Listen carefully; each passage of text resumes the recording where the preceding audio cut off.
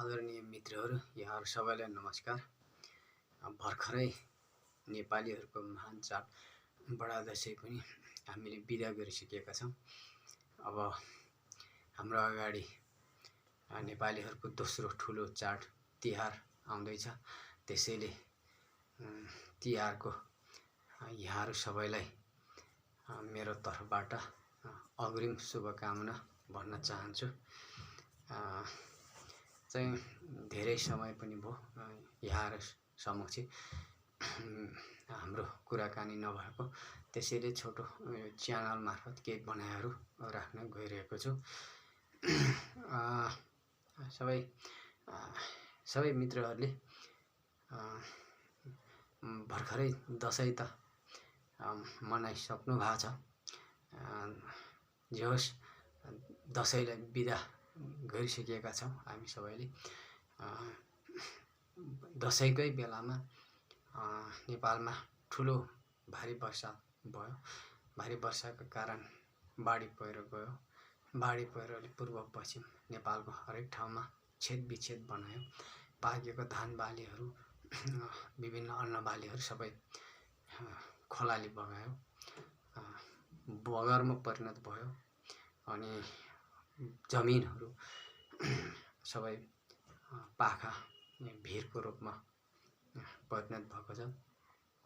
र अन्न बाली जग्गा जमिन त ठिकै छ, तपाईँ हामी सहौँला, फेरि पछि हामी जोडजाम गरौँला।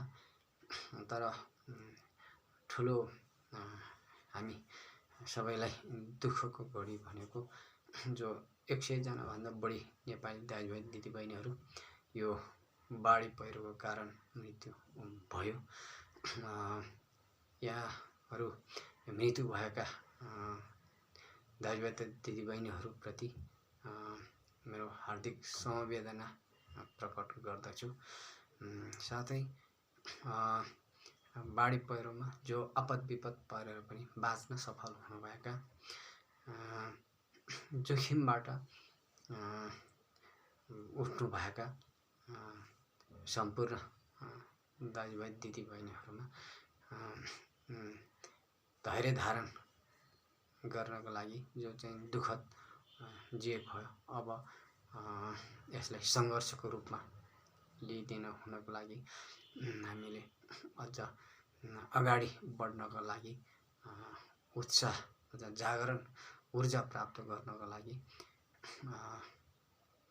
आह्वान गर्दै यहाँहरू समक्ष मेरो हार्दिक अनुरोध गर्दै म चाहिँ आजको विषय सन्दर्भतिर जोड्न लगिरहेका छौँ। मैले अघि नै पनि भनिसक्यो, नेपालको यसपालको दशैं भनेको चाहिँ दशामा परिणत भयो सबै नेपालीहरूको लागि। केही दाजुभाइ दिदीभाइ नेपालीहरूले मात्रै राम्रोसँग मनाउनु भयो होला। तैपनि झलझल हरेक न्युजहरूमा बाढी पहिरोमा परेर बित्नुभएका परिवारहरू देखाइरहँदा पक्कै मिठो त लागेन होला, नमिठै लाग्यो यसपालको दशैं। जसरी भए पनि जे होस्, दशैं हामीले बितायौँ भन्नुपर्छ। अनि फेरि अझ फेरि मेरो चाहिँ एउटा सन्दर्भमा चाहिँ म यहाँहरूले के जोड्न लागिरहेको छु भने यसपाला चाहिँ धेरै जसो यो मिडियाकर्मी मित्रहरू मार्फत हुनसक्छ, धेरै प्रचार प्रसार चाहिँ नेपालीहरूको बडा दशैंलाई चाहिँ यो हिन्दूहरूको मात्र बडा दशैं हो, यसलाई चाहिँ सबै नेपालीले मान्नुपर्छ भन्ने खालको अभिव्यक्ति सहितका त्यस्तो खालको प्रचार प्रसारहरू पनि गरिरहेको मैले सुनिदेखि। किनभने पहिला विगतहरूमा त यस्तो खालको त्यति साह्रो सुन्न पाएको थिएन। सायद त्यतिखेर मिडियाहरूको कमीले हुनसक्छ, प्रचार प्रसार नभएको कारणले हुनसक्छ। अहिले त सबैको हातमा सञ्चार माध्यमहरू छ। जे होस्, कसै न कसैले जस्तोसुकै तरिकाबाट भए पनि सुनिराख्नु भएको छ, बुझिराख्नु भएको छ। यसैलाई पनि मैले यहाँ जोड्न खोजिरहेको छु। यो चाहिँ मैले भन्न खोजेको चाहिँ के हो भने नेपालीहरूले साझा रूपमा मनाउँदै आइरहेको छ अहिलेसम्म चाहिँ यो बडा दसैँलाई। तर यहाँ हिन्दूहरूको मात्रै बडा दसैँ हो भन्ने तर्कहरूले चाहिँ, किन हामी जो हिन्दू धर्म मान्दैन त्यस्ता खालका मानिसहरूमा चाहिँ के पैदा हुन थालेको छ भने मानिरहेको दसैँलाई पनि हिन्दू मात्रैको हो भनेपछि हामी किन मान्ने? उसो भए हामीले मान्नु हुँदैन थियो कि जस्तो लागिरहेको छ। मैले अघि नै पनि भने, त्यही भएर खल्लो खल्लो लागिरहेको छ। अर्कोतिर चाहिँ विजय उत्सवको रूपमा विजयादशमी मानिरहेको भन्ने पनि यहाँले भनिरहेको छ। किन विजय त कसले कसलाई भयो? जस्तै अब अरू मित्रहरूकोमा त म धेरै जान्न चाहन्न, तैपनि म विशेष गरेर मेरै सन्दर्भमा कुराहरू जस्तो म बुद्ध मार्गी मान्छे, किन मेरो जन्मजातै बुद्ध मार्गी हो। अब हामी कम्युनिस्ट पार्टीमा लाग्यौँ, हामी विज्ञानवादी मान्छे, हामीले सबैलाई समान ठान्नुपर्छ भन्ने हैसियतले हामीले सबैलाई साझा मान्दै आएका हौँ। तर एउटा चाहिँ बुद्ध मार्गीले हिन्दू मार्गीको दसैँलाई कसरी मान्छ, कसरी विजय प्राप्त गर्न सक्यो त? यो पनि यहाँले कि त खुलाउन सक्नु पर्थ्यो। नखुलाइसकेपछि हामी सबैलाई चाहिँ खल्लो खल्लो लागेको कारण यही हो। यसपाला मलाई पनि खल्लो खल्लो लागेको छ, किनकि हामीले अहिलेसम्म मान्दै आएको त नेपालीहरूको साझा महान चाड बडा दसैँ भनेर मान्दै आइरहेको। तर यसै सन्दर्भमा यहाँहरूको विभिन्न धर्म, विभिन्न समुदायका मानिसहरूको आफ्नो आफ्नै विचारहरू हुन सक्लान्, उजागर नभएका कुराहरू पनि हुन सक्छन्, उजागर हुन बाँकी हुन सक्छ। तर मैले थाहा भएअनुसार चाहिँ के भन्न चाहन्छु भने हामी बौद्ध मार्गीहरूले पनि बडा दसैँलाई मान्दै आएको छ। किनभने मेरै उमेर यो हो, हाम्रो उमेर यो हो भनेपछि हामीभन्दा धेरै कैयौँ पुस्ता अगाडिदेखि नै यो दसैँ पनि मान्दै आइरहेको छ। अब उहिले विभेद भयो होला, दमन भयो होला, कसले कसलाई दमन भयो भन्ने पनि प्रुफ पनि हुनु बाँकी छ, ताकि हामी सबैले मानिरहेको छ। तर हामीले माने पनि यो साँच्चीकैको हिन्दू मित्रहरूले सोचिरहेको जस्तो दसैँ चाहिँ हामीले मानिरहेको छैन, मानिरहेको होइन।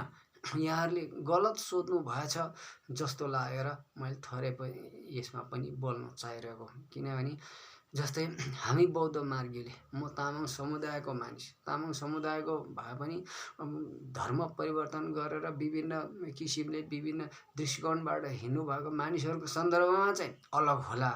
किन नेपालको मूलवासीहरू जो तामाङहरू, जस्तै नेपालमा तामाङ समुदाय त विशेष गरेर बौद्ध मार्गी हुन्। अब लेख्न जानेर नजानेर, बोल्न जानेर नजानेर अब के भन्यो होला, लेख्ने बेलामा बोल्ने बेलामा के भयो त्यो थाहा छैन। जे होस्, जन्मजातै बौद्ध मार्गीहरू हुन्। बौद्ध मार्गी मानिसहरूले अहिले टोल छिमेक छरछिमेकमा देखासेखीमा अरूले गरिरहेको रमाइलो गर्ने कार्यक्रम बाहेक आफ्नै विधि विधान अनुसार गर्ने हो भने हामीले दसैँ मनाउँछौँ। तर हामीले टिका लाउने, जो दशमीको दिनमा टिका लाउने चाहिँ हामीले सेतो टिका लाउँछ। सेतो टिका भनेको दही र चामल मिसाएर टिका लाउने हो। हामीले रगतको टिको लगाउँदैनौँ हामी बौद्ध मार्गीहरूले। यहाँहरूले रातो टिका, कसैले त रगतको टिका भन्ने पनि सुनेको थियो, कसैले विजय प्राप्त गरेपछि लगाएको भन्ने सुने। हामीले नेपालको सन्दर्भमा चाहिँ म त भन्छु बौद्ध मार्गीहरूले के जित्या छ र? यहाँ त हिन्दू मार्गीहरूले जितिरहेको भनिरहेको छ। बौद्ध मार्गीहरू त दबिएर बसेको छ। यहाँ चाहिँ बुद्धको प्रचार कहाँ भइरहेछ? बुद्धको प्रचार, बुद्ध जन्मिएको देशमा बुद्धको प्रचार हुँदैन। सरकारको तर्फबाट, व्यक्तिगत तर्फबाट भइरहेको होला, त्यो आफ्नै ठाउँमा होला। सरकारको तर्फबाट न बुद्धको प्रचार गरिरहेछ, न बुद्ध धर्मलाई चाहिँ राष्ट्रिय धर्मको रूपमा मानिएको छ। जे होस्, नेपालमा बुद्ध जन्मिए पनि बुद्ध धर्मलाई राष्ट्रिय धर्मको रूपमा मान्दैन। जे होस्, हामी मानिरहेछ। हामी बुद्ध होइन कि हामी बौद्ध मार्गी भन्छौँ। बौद्ध मार्गी मानिसले बौद्ध धर्मभित्र अनेक देवी देवताहरू पर्दछ, त्यसमध्येमा बुद्ध पनि एक हो। त्यसैले हामी बौद्ध मार्गी भनेको। बौद्ध मार्गीको अनुसार दशमीको दिनमा, हरेक दशमीको दिनमा गुरु रेम्बर्जे, भगवान गुरु रेम्बर्जेको जन्मदिन पर्छ। त्यसैले हरेक दशमीमा गुरु रेम्बर्जेको पूजा आजा हुन्छ। त्यसैले हामीले चाहिँ हरेक दशमीमा गुरु रेम्बर्जेको पूजा आजा हुन्छ। त्यो चाहिँ ठाउँ ठाउँमा हुन्छ, गुम्बाहरूमा हुन्छ। अब लामाहरूले विभिन्न विधि विधान जहाँ गरिरहनु भएको छ त्यहाँ हुन्छ। त्यहाँ सबैलाई त्यो भनिराख्ने कुरा पनि होइन, बुझ्ने कुरा मात्रै हो। तर बडा दसैँको बेलामा चाहिँ एकातिर दशमी पर्छ। जहिले पनि तपाईँहरूले याद गर्नुहोस्, जहिले पनि दशमी पर्छ। जहिले पनि दशमीमा टिका लगाउने हो। टिका लगाउँदाखेरि हामीले गुरु रेम्बर्जेको आशीर्वाद स्वरूप भनेर हामी सेतो टिका लाउँछौँ। शुद्ध चामलमा शुद्ध दही मिसाएको टिका, सेतो टिका लाउँछौँ, जसले हामी शान्तिको प्रतीक पनि भन्छौँ। हामी यसरी लाउँछौँ, यसरी मनाउँछौँ। दसैँलाई मुख्य हामीले यसरी मनाउँछौँ। अब लुगा नयाँ किन्यो कि किनेन, अब खाने नयाँ खायो कि खाएन, त्यो आफ्नो गच्छे अनुसारको, ठाउँ अनुसारको हुन्छ। म यहाँ मित्रहरूलाई अलि थोरै भए पनि बुझाउने कोसिस गरिरहेको छु। हुन त मेरो कुराहरू नबुझ्नु पनि सकिएला, तर बुझ्ने कोसिस गर्नु होला। यहाँहरूले के कति बुझ्नु भएको छ। र हिन्दू समुदायका मानिसहरू दसैँलाई विजया दशमीको रूपमा मान्नुभएको रहेछ। अब यहाँ त देवी देवताको मात्रै विजय उत्सवको रूपमा मान्नु भएको हो कि या त विवादमा त कहीँ हो त के अरे यहाँ त हिन्दूहरूले बुद्धिस्टमाथि पनि विजय प्राप्त गरेर मनाएको हो कि। जस्तै रातो टिका, विजयको टिका भनेको के हो? रातो टिका, कतिपयले रगतको टिका पनि भन्ने मैले सुनिरहेको छु। यहाँ कही हिन्दूवादी ज्योतिष मित्रहरूले पनि फलाकिरहेको पनि सुनिरहेको छु। के नेपालमा अरू धर्म मान्ने मानिसहरूले दसैँ मान्दैन, अहिलेसम्म मान्दै आइरहेको छ त।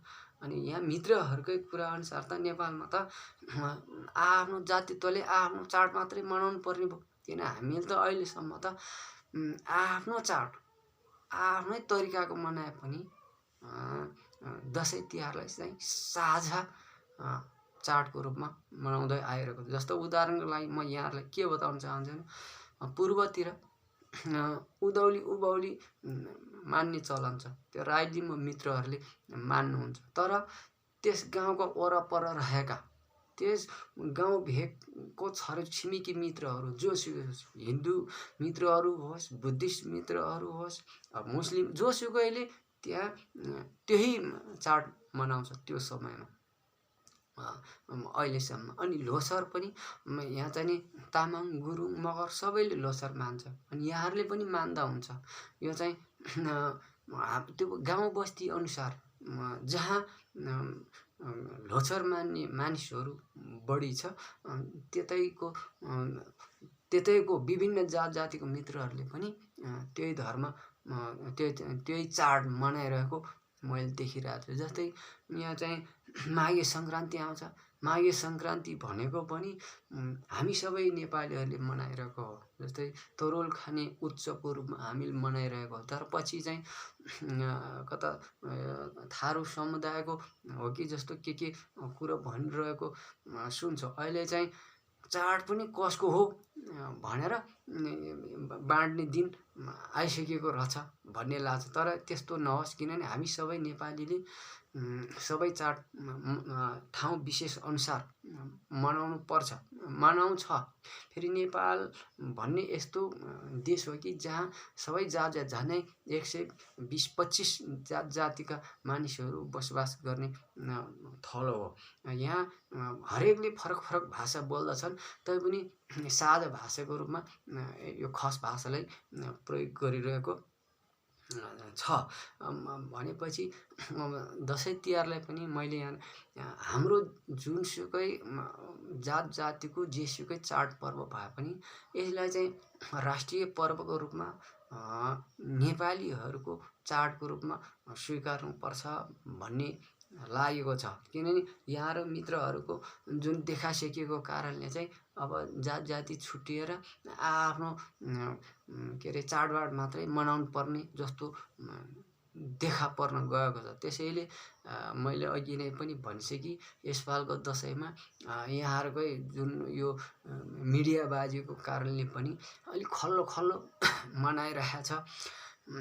भन्नुको कारण त्यो हो कि सबै नेपालीलाई मन सुहाउँलो छैन। किनभने सम्पूर्ण नेपालीहरूको महान चाड भनिदिएको भए चाहिँ सबै नेपालीहरूको मन सुहाउँलो हुन्थ्यो, शुद्ध हुन्थ्यो होइन। तर किनभने मेरो मात्रै उसको मात्रै यो जातको मात्रै होइन, यो धर्मको मात्रै भन्ने कारणले चाहिँ अलिक खल्लो भइरहेको छ जस्तो लाग्छ सबैलाई। मलाई पनि त्यस्तै खल्लो खल्लो लाग्यो। तैपनि यहाँहरू सबैलाई के अरे धन्यवाद दिनै पर्छ। किन मैले माने पनि नमाने पनि सबै नेपालीहरूले आफ्नो चाडबाड मनाउनु पर्छ। यहाँहरूले मनाउनु भयो, मैले पनि थोरै थोरै मनाएँ। थोरै थोरै किन यहाँहरूले अलिक धेरै तटक भटक गर्नुभयो होला, मैले चाहिँ अलि हामी तटक भटक कम गर्ने मानिस, हामीले पनि जस थोरै थोरै भए पनि मान्यौँ। अरूभन्दा पनि मलाई चाहिँ फेरि यसै सन्दर्भमा यसपालको दसैँमा फेरि अर्को खल्लो चाहिँ किन लाग्यो भन्नुहुन्छ भने दसैँकै मुखमा भारी वर्षा भयो नेपालमा। भारी वर्षाका कारण चाहिँ बाढी पहिरो गयो। बाढी पहिरो गएपछि पूर्व पश्चिम सबै ठाउँहरूमा खेतबारी बगायो, पाकेको अन्नबाली सबै बगायो। साथै 100 समथिङ 20-25 जनाभन्दा बढी नेपाली दाजुभाइ दिदीबहिनीहरूले ज्यान गुमायो यो बाढी पहिरोको कारणले। यो चाहिँ दुःखद घडी हो। त्यसैले मैले भन्दैछु यसपालको दसैँ चाहिँ दुःखको साथ मनायो। किनभने सबैले राम्रोसँग मनाउनु पाएन। जे होस् त्यस्तो दुःखद नभएको मानिसहरूलाई पनि त्यस्तो दुःखद समाचारहरू सुन्नु पर्यो। त्यसैले सबै नेपालीहरू जहाँ जहाँ बस्नु भएको छ त्यसैमा त्यो दुःखको समाचार सुनिसकेपछि सबैलाई दुःख लाग्यो नै। र म चाहिँ के भन्न चाहन्छु भने ती दिवंगत हुनुभएका बाढी पहिरोमा परेर आपद विपदमा परेर दिवंगत हुनुभएका सम्पूर्ण दाजुभाइ दिदीबहिनीहरूप्रति मृतात्माहरूप्रति मेरो हार्दिक श्रद्धाञ्जली भन्न चाहन्छु। साथै जो दुःख पीडित भएर पनि बाँच्न सफल हुनुभएका जो त्यो बाढी पहिरो विभिन्न जस्तै यातायातको दुर्घटनाहरू विभिन्न कारणबाट बच्न सफल हुनुभएका मित्रहरूलाई चाहिँ मैले यो दुःखको घडीमा धैर्य धारण गरिदिनु हुनको लागि पनि अनुरोध गर्दछु। साथै अब हामीले आउँदो दिनहरूमा जुझारुताका साथ अझ सङ्घर्षशील जीवनका साथ अझै हामी अगाडि बढ्नुपर्छ भन्ने मनमा लिँदै हामीले जे हुनुभयो अझै हामी सङ्घर्षरत जीवन जिउनुपर्छ, अगाडि बढ्नुपर्छ। त्यो बढ्नको लागि यहाँ दुःखमा परेका मित्रहरूले आफ्नो शरीरलाई बलियो सुसज्जितका साथ राख्नु हुन अनुरोध गर्दै म चाहिँ मेरो भनाइहरू आजको विशेष भनाइहरूतिर म लान लगिरहेको छु। मैले खास आज चाहिँ विशेष गरेर के भनिराख्नु गइरहेको भने यो सरकार जो 100 दिन पुरा भएको भर्खर मानिरहेको छ, 2-3 दिन अगाडि मैले यो बोल्दै गर्दाको 3-4 दिन अगाडि 100 दिन पुरा भएको भन्ने सरकारको उत्सव मनाइरहेको छ, भनिरहेको छ। 100 दिन पुरा हुँदाखेरि सरकारले के काम गर्यो त? सरकारको तर्फबाट चाहिँ भनिरहेको छ कि यो कोभिड-19 को महामारीको विरुद्ध हामीले काम गर्यौं भन्ने सरकारको भनाइहरू छ। म त्यसलाई चाहिँ आलोचना गर्न चाहन्छु।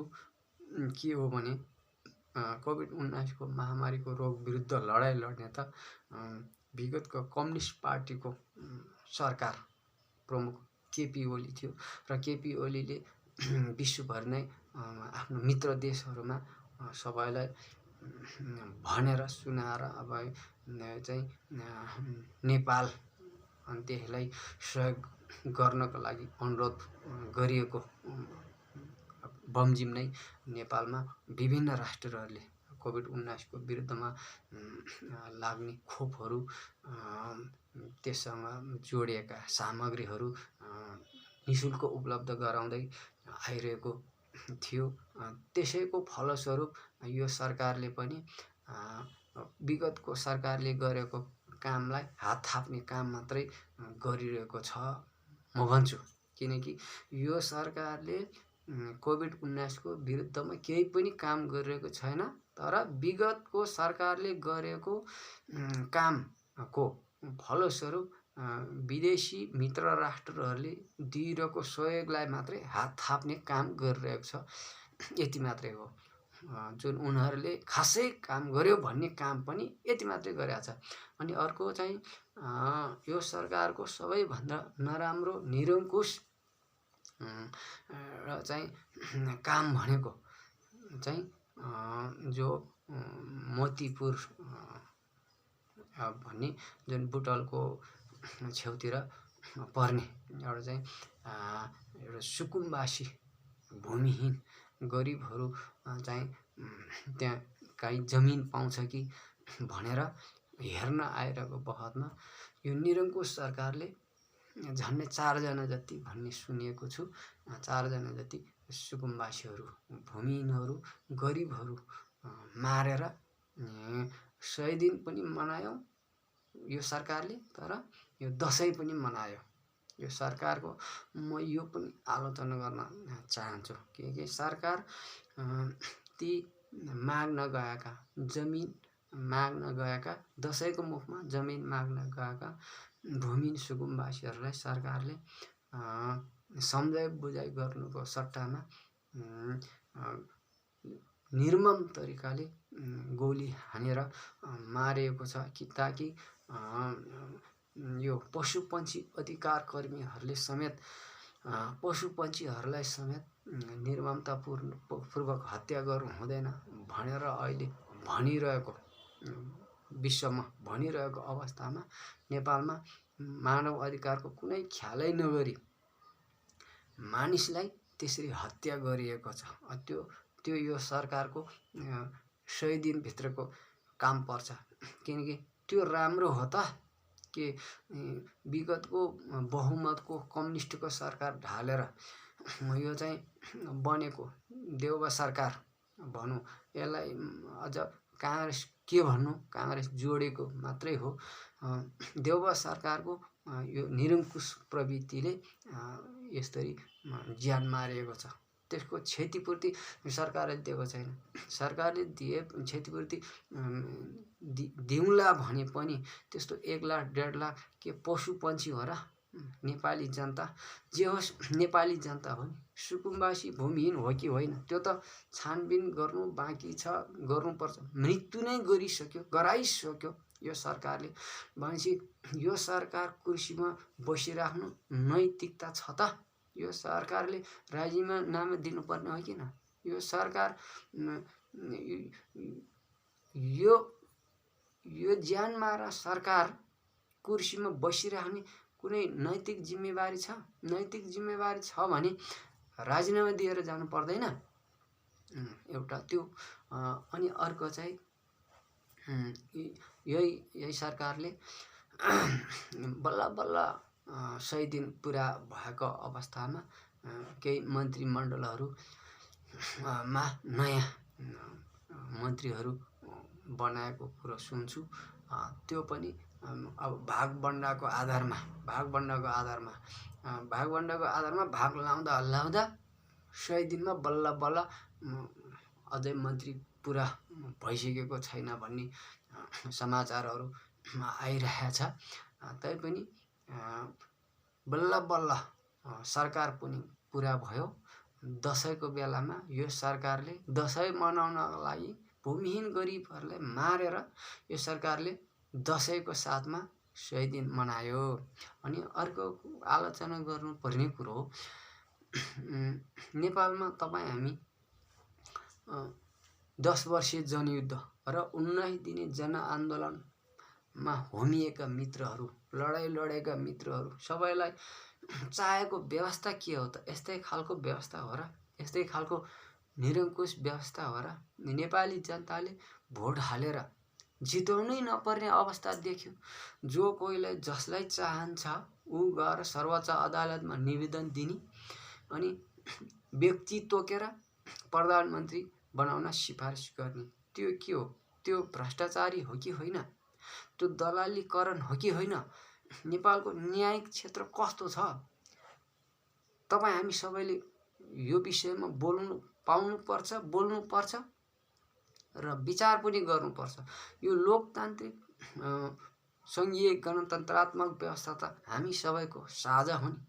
कोही एकजना दुईजना व्यक्तिको हो र?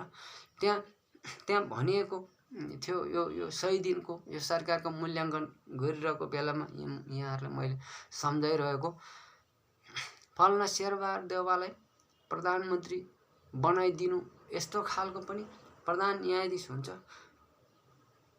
त्यो प्रधान न्यायाधीशको कारणले शेरबहादुर देउवा प्रधानमन्त्री भयो। त्यस्तो खालको पर्दादेशको कारणले अनि पर्दादेश जारी भयो, शेरबहादुर देउवा प्रधानमन्त्री भयो, शेरबहादुर देउवा निरङ्कुश बन्यो। अनि त्यसपछि अहिले बिचमा पत्र पत्रिका मिडियातिर सबैतिर प्रधान न्यायाधीशको भागमा कतिजना मन्त्री पर्यो, कसको कुरा आइरहेछ, के आइरहेछ, त्यो म बोलिरहेको होइन। मैले त यहाँहरूलाई बिर्सिनु होला भनेर उजागर मात्रै गरेको। यहाँहरूले लेख्नुभएको पत्र पत्रिकातिर, यहाँहरूले बोल्नुभएको मिडिया टिभीतिर सबैतिर छ्यापछ्याप्सी छ त के यतिको हङ्गामा मचाएपछि प्रधान न्यायाधीशले राजीनामा दिनु पर्दैन? प्रधान न्यायाधीश भनेको सबै नेपालीको प्रधान न्यायाधीश हो कि शेरबहादुर देउवाको मात्रै प्रधान न्यायाधीश हो? यो प्रश्न चिन्ह खडा भएको छ नेपालमा। म यहाँहरूलाई फेरि अर्को निवेदन के गर्न चाहन्छु भने, विगतमा धेरै मैले बुझिरहेको छु, देखिरहेको छु। कसैले के एउटा बोलेको भरमा कोही मन्त्रीज्यूहरूले राजीनामा दिइरहेको अवस्था यही देशमा छ। भर्खरै केही 1-1.5 वर्ष अगाडि नै कोही मन्त्रीहरूले आफ्नो नैतिकताको आधारमा राजीनामा दिएको छ। अब यो प्रधान न्यायाधीशले यतिसम्मको काम गर्दा, जो अहिले बार एसोसिएसनका त्यो सर्वोच्च अदालतकै मा पनि वकिलहरूले, न्यायाधीशहरूले कि प्रधान न्यायाधीशहरूले यो प्रधान न्यायाधीशले गरेको काम के हो त्यसको उत्तर जान्न चाहिरहेको छ। त्यो उत्तर दिनु पर्दैन? त्यो उत्तर दिँदा त प्रधान न्यायाधीश राजीनामा दिनुपर्छ होइन र?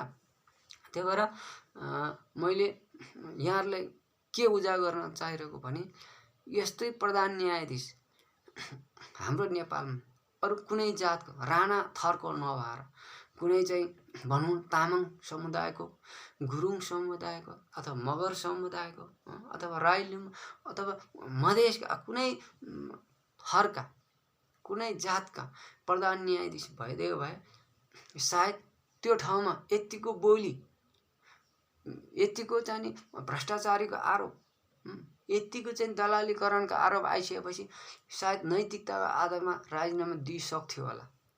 नदिए पनि दिनु पर्थ्यो कि पर्दैन? त्यो तपाईँहरू आफैले मित्रहरूले पनि बुझ्नुहोस् त, अरूले भए राजीनामा दिनु पर्दैन थियो।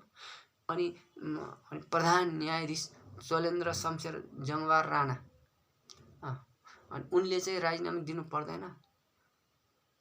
राणा भन्ने बित्तिकै उसले राजीनामा दिनु पर्दैन, त्यो छ। अनि अहिले अनि 100 दिनको बिचमा उनीहरूले 100 दिन मनाउँदै गरिरहेको बिचमा आइरहेको कुरा चाहिँ अब शेरबहादुर देउवाले के भन्दै गरेको सुनिरहेको छ भने अब एमसीसी पास हुन्छ, आगो अन्दान हात थाप्छौँ भन्ने पनि मैले सुनिरहेको छु।